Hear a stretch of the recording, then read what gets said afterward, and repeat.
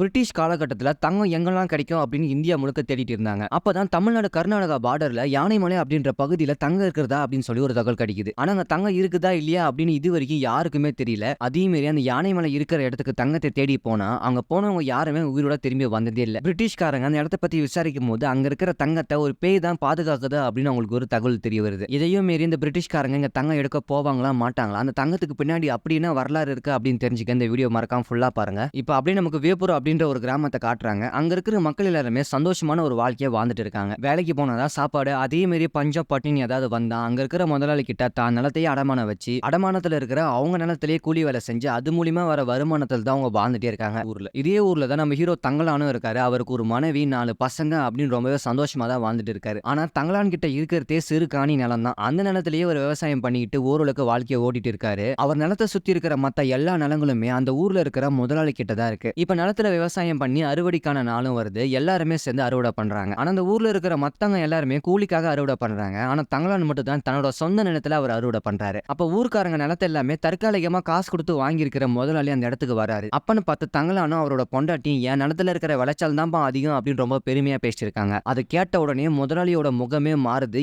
என் முன்னாடி மண்டிட்டவெல்லாம் இப்ப எனக்கே போட்டியா வருவானா அப்படின்னு அவருக்கே ஒரு கோபம். இதுக்கப்புறம் அறுவடை எல்லாமே முடிஞ்சு நெல்லை பிரிச்சு எடுக்க களத்துல கொட்டி வச்சிருக்காங்க. பொழுது சாஞ்சதெல்லாம் எல்லாருமே நாளைக்கு பாத்துக்கலாம் அப்படின்னு சொல்லி ரெஸ்ட் எடுக்க போயிட்டாங்க. அப்பதான் அவர் தூங்க போற சமயத்துல அவரோட பசங்க எல்லாருமே எனக்கு தூக்கம் வர மாட்டேங்குதுப்பா, ஏதாவது கதை சொல்லுங்க அப்படின்னு தங்கலானும் அவரோட பசங்களுக்காக ஒரு தங்கத்தோட கதையை சொல்றாரு. ரொம்ப வருஷத்துக்கு முன்னாடி என்னோட போட்டேன் ஆனமலை அப்படின்ற ஒரு பகுதியில அங்க இருக்கிற ஆத்தோரமா தங்கத்தை தேடி அங்க இருக்கிற மணல்கள் எல்லாமே ஜலிச்சிட்டு இருந்தாரு. அப்படியே அந்த ஆறுல இருக்கிற மணல் எல்லாமே ஜலிக்கும் போது சின்ன சின்ன தூள தான் தங்கம் கிடைக்கும். சோ அதை வச்சுக்கிட்டு அவங்க வாழ்க்கைய ஓடிட்டு இருந்தாங்க. ஆனா அப்பன்னு பார்த்து இவங்க ஜலிக்கும் போது அந்த நாட்டோட ராஜா அதை பாத்துறாரு. யார் அவங்க கூட்டமா உட்காந்துட்டு ஆத்தனை என்ன பண்ணிட்டு இருந்தாருன்னு விசாரிக்கும் போதுதான் அந்த கூட்டத்தோட தலைவனை கூப்பிட்டு பேசுறாரு. அந்த தலைவர் யாருமே இல்ல, தங்கலானோட தாத்தாவோட தாத்தா, அதாவது போட்ட தங்கலானோட தாத்தா கிட்ட இருக்கிற பைய ராஜா பாத்துறாரு. அந்த பைய எடுத்து பார்க்கும்போதுதான் அதுல தங்க தூள்கள் எல்லாமே இருக்குது அவர் நோட் பண்றாரு. அப்ப இங்க தங்கம் இருக்குது, இந்த இடத்துல இருக்கிற எல்லா தங்கமும் எனக்கு வேணும் அப்படின்னு ராஜா முடிவு பண்ணி அவரோட ஆட்கள் மூலியமா அந்த ஆத்துல இறங்கி எல்லாருமே ஜலிக்க ஆரம்பிக்கிறாங்க. ஆனா தாத்தா என்ன சொல்றாரு, அரசரே இந்த தங்கம் எல்லாருக்கும் கிடைக்காது, மனசு வச்சா மட்டும்தான் கிடைக்கும், அதுவும் எனக்கு தான் கிடைக்கும் அப்படின்னு ரொம்ப கம்பீரமா பேசுறாரு. அப்ப அந்த ராஜா கூடயே இருக்கிற ஒரு ராஜகுரு அங்க இருக்கிற ஒரு மயிலை ஒண்ணு நோட் பண்றாரு. அந்த மயிலும் நேரா பறந்து போய் அங்க இருக்கிற ஒரு பாறை மேல போய் உட்காருது. அந்த பாறை முழுக்க தங்கம் தான். அந்த ராஜகுருவும் அதை பார்த்த உடனே அரசே இங்க வந்து பாருங்க, இங்கதான் தங்கம் இருக்கா அப்படின்னு எல்லாரையும் அந்த பாறை கிட்ட கூட்டிட்டு போறாரு. ஆனா தங்கலனோட தாத்தாவும் எவ்வளவு தடுத்து பாக்குறாரு. அது ரொம்ப ஆபத்தான விஷயம், இங்க ஒரு சூனியக்காரி இருக்கா, நம்மள சும்மா விட மாட்டா அப்படின்னு ராஜா கிட்ட எவ்வளவு சொல்லி பாக்குறாரு. ஆனா ராஜா அதெல்லாம் எதுவுமே கேட்காம அவரோட ஆளுங்களை அனுப்பி அந்த பாறையில இருக்கிற தங்கத்தை வெட்டி எடுத்துட்டு வாங்க அப்படின்னு சொல்லி அனுப்புறாரு. அவங்களும் அந்த பாறை கிட்ட நெருங்கும் போது ஏகப்பட்ட பாம்புகள் அவங்களை கடிக்க முயற்சி பண்ணுது. அதாவது இது ஒரு ட்ராப். அந்த தங்கத்தை பாதுகாக்கிற சூனியக்காரி அந்த தங்கத்துக்கிட்ட யாருமே கிட்ட நெருங்க முடியாதபடி ட்ராப்பை செட் பண்ணி வச்சிருக்கா. ஆனா தங்கலானோட தாத்தாவும் அந்த பாம்பை பார்த்து கொஞ்சம் கூட பயப்படல. அந்த பாம்பை அப்படியே கையால பிச்சு போறாரு. அது மட்டும் இல்லாம அங்க இருக்கிற ஏகப்பட்ட பாம்புங்களை வசியம் பண்ற மாதிரி ஒரு பொடி அவர் தூவி போடுறாரு. அந்த பொடி மூலியமா அங்க இருக்கிற ஏகப்பட்ட பாம்புகள் அப்படியே மயக்கம் போட்டுருது. ராஜா இதை பயன்படுத்தி அதான் பாம்புலாம் மயங்கிடுச்சுல, நம்ம ஆட்கள் எல்லாருமே முன்னேறி செல்லுங்க அப்படின்னு மறுபடியும் அந்த பாறையை நோக்கி தான் போறாங்க. தாத்தாவும் எவ்வளவு சொல்றாரு, ராஜா வேணா ராஜா, மிகப்பெரிய ஆபத்து அப்படின்னு. ஆனா எதையுமே ராஜா கேட்கிற மாதிரி தெரியல. மறுபடியும் அவரோட ஆளுங்களை அனுப்பிச்சு பார்க்கும்போதுதான் அவங்க எல்லாருமே மர்மமான முறையில இறக்குறாங்க. ராஜாக்கு இதை பார்த்த உடனே பயங்கர பயம். அப்பதான் ராஜா இங்க ஏதோ ஒரு அமானுஷமான விஷயம் இருக்கு அப்படின்றத நோட் பண்றாரு. உடனே தங்கலான் தாத்தா கிட்ட போய் இதுக்கு வேற வழியே இல்லையா அப்படின்னு கேட்கும்போது அந்த தங்கத்தை நான் உங்களுக்கு எடுத்து தரேன், அதுக்கு பதிலா நீங்க எனக்கு என்ன செய்வீங்க அப்படின்னு அவரும் கேட்கிறாரு. உனக்கு என்ன வேணுமோ கேளு, நான் உனக்கு தர தயாரா இருக்கிறேன் அப்படின்னு ராஜா சொல்லும் போதுதான் எனக்கு எங்களோட நிலங்கள் வேணும், பஞ்சத்தாலையும் பசியாலையும் எங்களை கட்டி போட்டு எங்களோட நிலத்தை நீங்க வஞ்சகமா வாங்கிட்டீங்க, அந்த நிலங்களை நீங்க திருப்பி கொடுங்க அப்படின்னு தாத்தாவும் அந்த நிலங்களை எல்லாமே திருப்பி கேட்கிறாரு. ராஜாக்கு வேற வழியே இல்ல, அவருக்கு தங்கம் தான் முக்கியம். சரி நான் நிலத்தை எல்லாமே திருப்பி கொடுக்கறேன் அப்படின்னு அதுக்கும் சம்மதிக்கிறாரு. இந்த தங்கத்தை ராஜாவுக்கு எடுத்து கொடுத்தா நமக்கு நிலம் கிடைக்கும் அப்படின்ற ஒரே காரணத்துக்காக அந்த சூனியக்காரையும் எடுத்து அந்த தாத்தா சண்டை போட ஆரம்பிக்கிறாரு. யாராலையும் நெருங்க முடியாத சூனியக்காரிய ரொம்பவே தந்திரமா அவர் கட்டி போட்டுறாரு.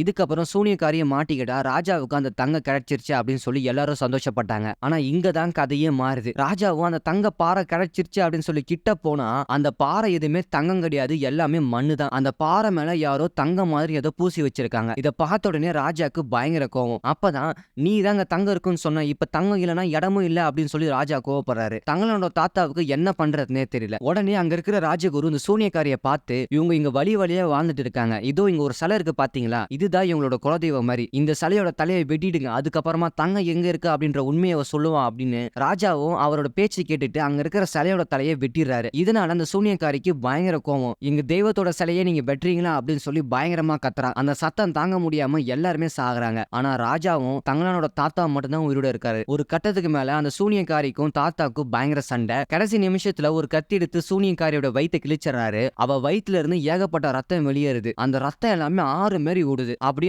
ஆறு மாரி ஓடுன ரத்தங்கள் எல்லாமே தங்கமா மாறுது. எங்கெங்கெல்லாம் அந்த சூனியக்காரியோட ரத்தம் படுதோ அது எல்லாமே தங்கமா மாறுது. சோ ராஜாவுக்கு பயங்கர சந்தோஷம்.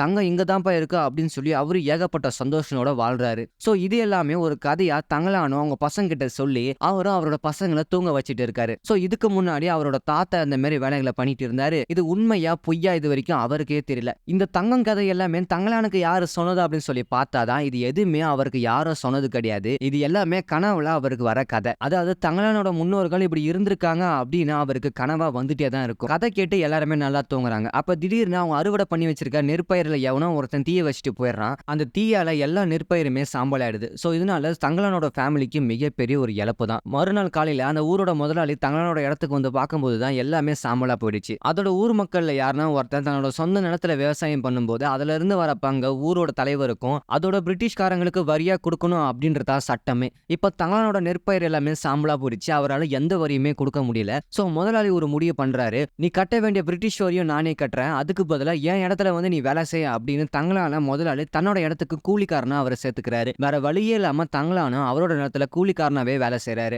இங்கதான் ஒரு மிகப்பெரிய சூழ்ச்சியே. ஒருத்தனுக்கு சொந்தமா நிலம் இருக்கும் போது தானே அவன் வாய் ஓவரா பேசுறான். அவனோட நிலத்தை நான் அபகரிச்சுட்டா இதுக்கப்புறம் அவன் எப்படி பேசுவான் அப்படின்னு முதலாளி தான் தன்னோட ஆளு மூலியமா தங்கலானோட நிலத்துக்கு தீய வச்சு இப்படி ஒரு வேலையை பார்த்திருக்காரு. இப்ப வேற வழியே இல்லாம தங்கலானும் முதலாளியோட நிலத்துல அடிமையா தான் வேலை செஞ்சாகணும். ஆனா இந்த சமயத்துல தான் அந்த ஊருக்கு ஒரு பிரிட்டிஷ்காரர் ஒருத்தர் வராரு. அதாவது ஆரம்பத்துல அந்த தங்கத்தை பத்தின ஆராய்ச்சி பண்ணிட்டு இருந்த பிரிட்டிஷ்காரர் தான் இப்ப இந்த ஊருக்கும் வராரு. அந்த ஊருக்குள்ள வந்த உடனே அந்த ஊர் மக்களை ஒன்னா கூப்பிட்டு ஒரு விஷயம் சொல்றாரு. யானைமலை அப்படின்ற ஒரு பகுதியில தங்கம் இருக்கிறதா எனக்கு தகவல் வந்திருக்கு. உங்க முன்னோர்கள் ஒரு காலத்துல திப்பு சுல்தானுக்கும் சோழர்களுக்கும் தங்கம் எடுக்க உதவி பண்ணிருக்காங்க. இப்ப நீங்களும் எனக்கு உதவி பண்ணணும் அப்படின்னு பிரிட்டிஷ் கேட்டு வந்திருக்காரு. அந்த பிரிட்டிஷ்கார அந்த விஷயத்த சொன்ன உடனே அந்த ஊர் மக்கள் எல்லாருமே திருச்சி ஓடுறாங்க. ஆஹா, அங்கேயே நாங்க வரமாட்டாங்க, ரொம்ப ஆபத்தான பகுதி அப்படின்னு எல்லாருமே பயந்துகிட்டு பின்னாடி போறாங்க. ஆனா தங்கலான அந்த விஷயம் தெரிஞ்சுமே தைரியமா தான் நிக்கிறாரு. இருந்தாலுமே அவரோட மனைவி பின்னாடி இழுத்துட்டு வந்து அங்கெல்லாம் போகக்கூடாது, அங்க ஆபத்து இருக்கு அப்படின்னு அங்க போக விடாம தடுக்கிறாங்க. ஆனா தங்கலானா ஒரு பொண்டாட்டி கிட்ட எவ்வளவு எடுத்து சொல்றாரு. அங்க போனா நம்ம வாழ்க்கையா மாறதுக்கு ஒரு வாய்ப்பு இருக்கு. அதோட இங்க இருந்தா அந்த முதலாளி கிட்ட அடிபட்டு தான் நம்ம சாகணும். சோ நம்ம அங்க போகணும், நம்ம வாழ்க்கையில ஏதாவது ஒரு முன்னேற்றம் காணலாம் அப்படின்னு சொல்லி தங்கலானோட அந்த ஊர்க்காரங்க ஒரு 4-5 பேர் ஒன்னா சேர்ந்து அந்த பிரிட்டிஷ்காரங்க கூடயே அந்த தங்கத்தை தேடி அந்த யானைமலை பகுதிக்கு கிளம்பி போறாங்க. அப்படி அந்த யானைமலை பகுதிக்கு கிளம்பி போகும்போது தங்கலானுக்கு ஏதோ ஒரு விஷயம் மண்டக்குள்ள ஓடிட்டே இருக்கு. ஏதோ ஒரு சத்தம், அதாவது இந்த வழியா தான் போகணும், நீ கரெக்டா தான் போறா அப்படின்னு யாரோ ஒருத்தங்க அவர் மண்டைக்குள்ள அறிவுரை சொல்லிக்கிட்டே இருக்காங்க. ஆனா ஒரு ஊர்க்காரங்க சிலர் பேர் அப்படி போக கூடாது, இப்படிதான் போகணும் அப்படின்னு சொல்லி மாத்தி மாத்தி வழி சொல்லிட்டு இருக்காங்க. அப்படி போகும்போது தான் நடுவுல ஒரு ஆறு வருது. அந்த பெரிய ஆறை கடந்தா மட்டும்தான் அந்த தங்க இருக்கிற இடத்துக்கே போக முடியும். சோ ஒரு வழியா எல்லாருமே அந்த ஆத்துக்குள்ள இறங்கி பயணிக்க ஆரம்பிக்கிறாங்க.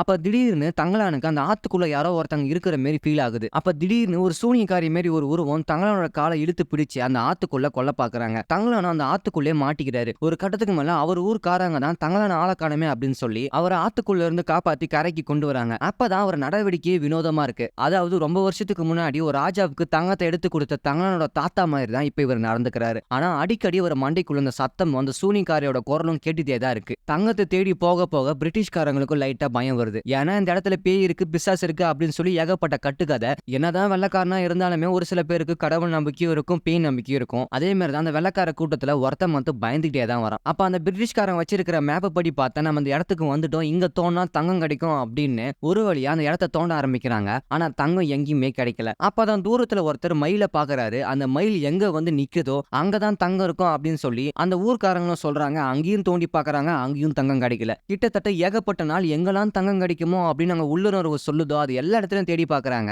ஆனா எங்கேயுமே தங்கம் கிடைக்கவே இல்லை. அப்படி இன்னும் கொஞ்ச தூரம் போய் பார்க்கும்போதுதான் ஒரு மிகப்பெரிய பள்ளம் மாதிரி இருக்கு. அந்த பள்ளத்துக்குள்ள தண்ணி இருக்கு. சோ அப்ப இங்கதான் தங்கம் இருக்குமோ அப்படின்னு சொல்லி எல்லாருமே அந்த தண்ணிக்குள்ள இறங்குறாங்க. தங்கலான அந்த ஊர் மக்கள் அந்த தண்ணிக்குள்ள தேடி பார்க்கும்போது அந்த தண்ணி கடையில ஒரு சிலையோட தலை இருக்கு. அதாவது ரொம்ப வருஷத்துக்கு முன்னாடி ஒரு ராஜா ஒரு சிலையோட தலையை வெட்டிருப்பாரு. அந்த சிலையோட தலை தான் இப்ப இங்க இருக்கு. அப்பதான் தங்கலானுக்கு ஒரு விஷயம் புரிய வருது. அப்ப இந்த தலை இங்க இருக்குன்னா நம்ம கேள்விப்பட்ட நம்ம மண்டையில ஓடுற கதை எல்லாமே உண்மைதானா அப்படின்னு அவருக்குள்ளே ஒரு விஷயம் தோணுது. வெள்ளக்காரனுக்கும் ஒரே குழப்பமா தான் இருக்கு. என்னடா தங்கம் இருக்கும் அப்படின்னு சொல்லி பார்த்தா வெறும் சிலை தான் இருக்கு அப்படின்னு அவனே சோகமா தான் இருக்கான். அப்பதான் வெள்ளக்காரன் ஒரு விஷயத்தை யோசிச்சு பாக்குறான். அடிக்கடி தங்கலான அந்த யானைமலைக்கு அந்தனதான் தங்கம் இருக்குன்னு சொல்லுவானே, கடைசியா அவன் பேச்சும் கேட்டு பார்ப்போம் அப்படின்னு தங்கலானோட பேச்சு கேட்டு எல்லாருமே அந்த தலையை எடுத்துக்கிட்டு அந்த யானைமலை பக்கமா கிளம்பி போறாங்க. போறாங்க. அப்படி போகும்போது ஏகப்பட்ட புயல்லாம் அடிக்குது. அதையும் மீறி அவங்க கிளம்பி போறாங்க. அப்பதான் ஒரு மிகப்பெரிய ஒரு சிறுத்தை வந்து நிக்குது. அந்த சிறுத்தையை தாண்டினா மட்டும் தான் அவங்களால அந்த மலைக்கிட்டயே போக முடியும். இப்ப சிறுத்தைக்கும் தங்கலானுக்கும் பயங்கர சண்டை. ஒரு கட்டத்துக்கு மேல அந்த சிறுத்தையை தங்கலான் சாகடிச்சிடறாரு. அந்த வெள்ளைக்காரனுக்கு தங்கலான் மேல மிகப்பெரிய ஒரு நம்பிக்கை. இப்படிப்பட்ட கருஞ்சிறுத்தையே அவன் சாகடிக்கிறானே, அப்ப கண்டிப்பா நமக்கும் இவனால ஏதாவது ஒரு உதவியா இருக்கும் அப்படின்னு தங்கலான் மேல இன்னும் 2 அதிகமா அந்த வெள்ளைக்காரன் பாசமும் மரியாதையும் வைக்கிறான். அந்த சிறுத்தைக்கு பயந்துகிட்டு அவங்க கொண்டு வந்த கழுதை அங்கிருந்து ஓடி போயிருக்கும். அப்ப தங்கலானோட பையன் மட்டும் அந்த கழுதையை தேடிக்கிட்டு பின்னாடியே ஓடி போயிருப்பான். கடைசி அந்த சிறுத்தைக்கு பயந்துகிட்டு அந்த கழுதை ஒரு இடத்துல போய் நின்னுட்டு இருக்கும். அந்த இடத்த போய் பார்க்கும்போது தான் தெரியுது அந்த சிலையோட தலை தங்கலான் கிட்ட இருக்கு. அந்த சிலையோட உடம்பு எங்க இருக்குன்னு பாத்தீங்கன்னா அந்த கழுதை எங்க நின்னுச்சோ அந்த இடத்துல தான் இருக்கு. அப்ப உடம்பு இவங்க எல்லாரும் சேர்ந்து கண்டுபிடிச்சிடறாங்க. உடனே அந்த சிலையை பூமிக்கடியில இருந்து தோண்டி எடுக்க ஆரம்பிக்கிறாங்க. அது தோண்ட தோண்ட வினோதமான சத்தங்கள் எல்லாமே கேக்குது. அதுவும் தங்கலானோட மண்டைக்குழியும் வெளியும் ரொம்பவே அமானுஷமான ஒரு விஷயமா அவருக்கு தோணுது. அந்த சிலையை தோண்ட தோண்ட அந்த சூனியக்காரி தங்கலானோட கண்ணுக்கு மட்டும் தெரியறா. கடைசி அந்த சிலையை வெளியெடுத்து தலையும் உடம்பையும் ஒண்ணு சேர்த்துறாங்க. அப்படி சேர்த்த உடனே பயங்கரமா ஒரு சத்தம் கேக்குது. அங்க சூனியக்காரி வந்து நிக்கிறா. அந்த சூனியக்காரிக்கும் தங்கலானுக்கும் பயங்கர சண்டை நடக்குது. ஒரு கட்டத்துக்கு மேல யாராலுமே எதுவுமே பண்ண முடியல. ஒரே சமயத்துல இரவும் பகலும் மாறி மாறி வந்துட்டு இருக்கு. தங்கலான அந்த சூனியக்காரியை சமாளிக்கவே முடியல. ஒரு கட்டத்துக்கு மேல பயங்கரமா ஒரு மின்னல் அடிச்சு எல்லாருமே கீழே விழுந்துடுறாங்க. உயிரோட இருக்காங்களா இல்லையானே தெரியல. ஏன்னா அந்த சூனியக்காரி அந்த அளவுக்கு மாயக்கட்டை போட்டு வச்சிருக்கா. இதுக்கப்புறம் என்ன நடக்க போகுது அப்படின்னு தெரியாம இங்கதான் அந்த படத்தோட இன்டர்வல். தங்கத்துக்கு பின்னாடி ஏதோ ஒரு பேய் கதை இருக்கு அப்படின்னு சொல்லி எல்லாருமே சொல்லிட்டு இருந்தாங்க. இப்ப அது உண்மைதான். இப்ப அந்த கதையை நம்ம ஹீரோ எப்படி சமாளிப்பாரு அப்படின்றத போக போக பார்த்து தெரிஞ்சுக்கலாம். மறக்காம அந்த வீடியோ ஃபுல்லா பாருங்க. தங்கலானுக்கும் அந்த சூனியக்காரிக்கும் சண்டை நடந்து முடிஞ்ச பார்த்து எல்லாருமே மயங்கம் போட்டு கீழே விழுந்துட்டாங்க. யாருக்கும் எந்த ஆபத்தும் கிடையாது. எல்லாரும் மயக்கம் தெளிஞ்சு பார்க்கும்போது அந்த சிலையை நோட் பண்றாங்க. அந்த சிலைக்கு கீழே தங்க மாதிரி ஏதோ ஒரு விஷயம் மின்னுது. அதை பார்க்கும்போது பிரிட்டிஷ்காரனுக்கு அந்த அளவுக்கு ஒரு சந்தோஷம். ஏன்னா இத்தனை நாளா தேடிட்டு இருந்த தங்கம் இப்ப இந்த சிலைக்கு கீழே இருக்குன்னா அப்ப கண்டிப்பா இந்த இடத்துல தோணுனா கண்டிப்பா தங்கம் கிடைக்கும் அப்படின்னு அவர் நம்ப ஆரம்பிக்கிறான். உடனே அந்த வெள்ளைக்காரன் தங்கலான கூப்பிட்டு பாராடுறான். உன்னாலதான் இப்ப இந்த தங்கமே எனக்கு கிடைச்சிருக்கு. நீ மட்டும் இல்லைன்னா எனக்கு இந்த தங்கம் கிடைச்சிருக்காது. இப்ப இந்த தங்கத்தை எடுத்தாகணும்னா நமக்கு ஏகப்பட்ட ஆட்கள் தேவைப்படுது. நீ உடனே எங்க ஊருக்கு போய் அங்க இருக்கிற எல்லா மக்களையும் கூட்டிட்டு வா. வேலைக்கு சாப்பாடு தினக்கூலி அப்படின்னு உங்களை எல்லாமே நான் நல்லா பாத்துக்கிறேன். அதோட நீங்க எடுக்கிற தங்கத்துல பாதி உங்களுக்கே நான் தரேன் அப்படின்னு அந்த வெள்ளைக்காரனுக்கு தங்கலானுக்கு வாக்கு கொடுக்கறான். அதோட தங்கலானுக்கு இந்த வெள்ளைக்காரங்க போடுற துணியை கொடுத்து இதை போட்டுக்கிட்டு உன் ஊருக்கு போ, எல்லா மக்களையும் கூட்டிட்டு வா, இனிமே நம்ம ராஜ்யம் தான் அப்படின்னு வெள்ளைக்காரனும் நம்பிக்கையோட தங்கலான அனுப்பி வைக்கிறாரு. தங்கலானும் வெள்ளைக்காரன் ட்ரெஸ்ல அவங்க ஊருக்கு மாஸ் என்ட்ரி கொடுக்கறாரு. அதை பார்த்த உடனே அந்த ஊரோட முதலாளி பயங்கரமா ஷாக் ஆயிட்டாரு. ஒரு பிச்சைக்கார நாய் ஒரு குதிரையில வரான். அது மட்டும் இல்லாம அவனுக்கு எவ்வளவு பெரிய உடுப்பு பாத்தியா அப்படின்னு முதலாளியால தாங்கவே முடியல. தங்கலான் கையில கன்னு வேற இருக்கு. அந்த கன்னை வச்சுக்கிட்டு அவர் முதலாளியை மிரட்டுறாரு. தங்கலானும் அவர்கிட்ட இருந்த காசு கொடுத்து முதலாளி கிட்ட இத்தனை நாளா எங்களை நீ வரி கட்டணும் அப்படின்னு சொல்லி ஏமாத்திட்டு இருந்த, அதனால என் இடத்தையும் நீ வாங்கிக்கிட்ட, இந்தா நீ கேட்ட வரி பண்ணும், ஒழுங்கு மரியாதை என்னோட இடத்தை நீ திருப்பி கொடுத்துரு, என் பத்திரத்தை என்கிட்ட கொடு அப்படின்னு கன் பாயிண்ட்ல முதலாளியை மிரட்டி தங்கலான அவரோட இட பத்திரத்தை வாங்கிட்டாரு. அவரோட விவசாய பூமியும் மறுபடியும் அவருக்கே சொந்தமாகுது. ஊர்க்காரங்க எல்லாருமே பயங்கர அதிர்ச்சியில இருக்காங்க. ஏன்னா தங்கலானுக்கு ஏது துப்பாக்கி, அவங்கிட்ட ஏதி உள்ள பணம் அப்படின்னு எல்லாருமே அதிர்ச்சியில தான் இருக்காங்க. அப்பதான் தங்கலான் ஊர்க்காரங்க எல்லாமே கூப்பிட்டு வச்சு ஒரு விஷயம் சொல்றாரு. நாங்க தேடி போன இடத்துல தங்கம் கிடைச்சிருச்சு. அது மட்டும் இல்லாம வெள்ளக்காரதோர் அந்த தங்கத்துல நமக்கு பாதி பங்கு தரேன்னு சொல்லியிருக்காரு. அதோட அங்க போனா தினமும் கூலி, நல்ல சாப்பாடு, நம்ம எல்லாருமே நல்ல நிலைமைக்கு வந்துடலாம். அதோட வெள்ளக்காரதோர் ஐயா நம்மள நல்லாவே பாத்துப்பாரு அப்படின்னு சொல்லி எனக்கு வாக்கு கொடுத்திருக்காரு. நீங்க என்ன நம்பி என் கூட வரலாம் அப்படின்னு எல்லா ஊர் மக்கள் கிட்டே அவர் சொல்லிட்டு இருக்காரு. ஊர் மக்களுக்கும் ஒரு சின்ன தயக்கம் தான், எப்படிப்பா இவ்வளவு தூரம் அந்த வெள்ளக்கார நம்பி வரணும் அப்படின்னு. ஆனா இங்க இருந்து அந்த முதலாளி கிட்ட அடிமையா சாகரத்தோட அங்க போய் சாகலாம், என்ன இப்ப தப்பு அப்படின்னு தங்கலானும் மோட்டிவேஷன் ஸ்பீச் எல்லாம் கொடுத்து எல்லா ஊர்க்காரங்களையும் அங்கிருந்து கூட்டிட்டு போயிடுறாரு. தங்கலானோட ஊர்க்காரங்க எல்லாருமே அவர் பேச்சை கேட்டுக்கிட்டு அவர் பின்னாடியே கிளம்பி போறாங்க. இப்ப கடைசி அந்த தங்க இருக்கிற இடத்துக்கும் வந்துடுறாங்க. அங்க வந்து பார்த்தா ஏகப்பட்ட டென்ட் எல்லாமே போட்டுருக்கு. அப்பதான் அந்த வெள்ளக்கார ஏகப்பட்ட அடியாரங்களா வச்சு எல்லாமே ரெடி பண்ணிட்டு இருக்கான். அப்ப இதுக்கு முன்னாடி தங்கலான ஊர்க்காரங்க கொஞ்சம் பேரு அந்த ஊரு போறதுக்கு முன்னாடி அங்க போயிருப்பாங்க. அங்க எல்லாமே அங்க கூலி மாரி வேலை செஞ்சுட்டு இருக்காங்க. அப்பதான் ஒரு விஷயமே தெரிய வருது. நீ போன பார்த்து எல்லாமே மாறி போச்சு தாங்கலாம். அது மட்டும் இல்லாம உன் புள்ளைய பயங்கரமா அடிச்சுட்டாங்க, அவன் பேச்சு மூச்சு இல்லாம கிடக்குறான், அதுவும் பைத்திய மாரி பண்ணிட்டு இருக்கான் அப்படின்னு தங்கலானுக்கு எல்லாமே தலைகீழ இருக்கு. அப்ப அங்க இருக்கிற மத்த பிரிட்டிஷ் ஆளுங்க எல்லாமே தங்கலான போட்டு பயங்கரமா அடிக்கிறாங்க. ஏன்னா அவர் புள்ளைய காப்பாத்த போயிருப்பாரு. அப்ப திடீர்னு அந்த இடத்துக்கு அந்த முதலாளி வெள்ளக்காரதோட வராரு. வந்த உடனே என்ன மன்னிச்சுட்டு தங்கலாம், தெரியாதனமா அந்த தப்பு நடந்துருச்சு, தப்பு ஏன் மேலதான், நான் உங்ககிட்ட மன்னிப்பு கேட்கறேன் அப்படின்னு தங்கலான் கிட்ட மன்னிப்பு கேட்டு தங்கம் எடுக்கிறதுக்கான வேலையை வெள்ளக்காரன் கரெக்டா பண்ணிட்டு இருக்கான். ஊர்க்காரங்களும் பரவாயில்லையப்பா, அந்த வெள்ளக்காரன் தங்கலான் கிட்ட நல்லாவே பேசுறானே அப்படின்னு எல்லாருமே அந்த தங்கத்தை தோன்றதுக்கான வேலையை ஆரம்பிக்கிறாங்க. இருந்தாலும் ஒரு சின்ன பயம் தான். ஏன்னா அந்த தங்கம் எடுக்கிற இடத்தை சுத்தி சூனியக்காரையும் பேயும் இருக்குதா அப்படின்னு சொல்லி அந்த ஊர் மக்கள் எல்லாருமே ஓரளவுக்கு நம்பித்தான் இருக்காங்க.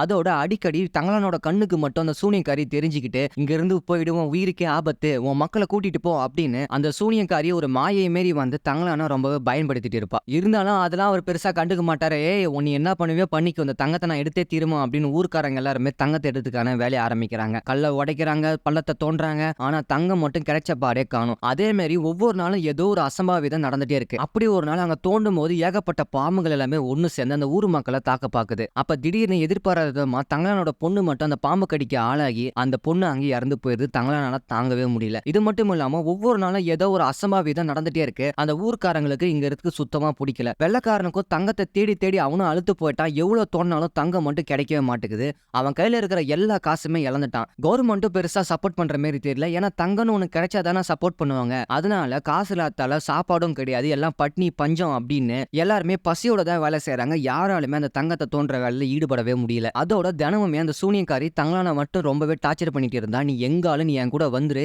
நீ என் பக்கம் நிக்க வேண்டியவன் அப்படின்னு சொல்லி ஒவ்வொரு நாளுமே அந்த சூனியக்காரி தங்களானுக்குள்ள மண்டைக்குள்ளயும் கற்பனையிலையும் பயங்கரமா டார்ச்சர் பண்ணிட்டு இருக்கா. அதோட இதுக்கு முன்னாடி பார்த்த கட்டுக்கதை எல்லாமே இப்ப உண்மையாயிட்டு இருக்கு. இப்ப தங்கத்தை காப்பாத்துறதுக்காக ஒரு கூட்டம் முன்னாடி இருந்திருக்கு. அந்த கூட்டம் இப்ப வரைக்குமே வாழ்ந்து வந்துட்டு இருக்காங்க. சோ அந்த தங்கத்தை பாதுகாக்கக்கூடிய அந்த மக்கள் எப்ப வேணாலுமே தங்களானோட ஜனங்களை அட்டாக் பண்ண வாய்ப்பு இருக்கு.